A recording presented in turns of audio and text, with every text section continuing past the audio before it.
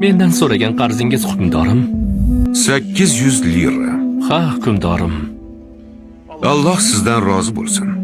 Qarzimni tez orada qaytaraman. Ismoil Haqqi bey, hukmdorimizning 800 lira kabi mablag'ga ehtiyojlari borligini bilmayman. Lekin sizdan pul qarz oldilar. Tushuna olmadim.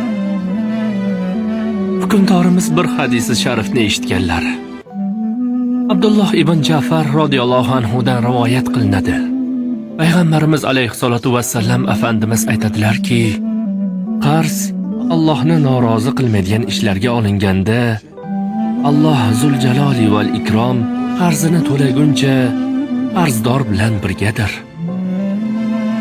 Abdulloh ibn Ja'far xarajat vakiliga aytibdiki, bor, men uchun qarz ol.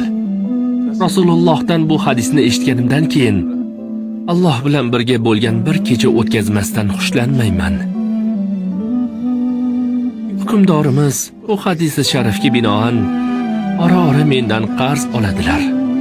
Payg'ambarimizning hayot o'lchovlarini o'zlariga mezon qilgan bir podshohimiz bo'lgani uchun qancha shukr qilsak shuncha oz. Ismoil Haqqi bey, Alhamdulillah.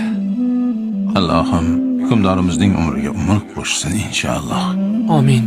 Amin posham.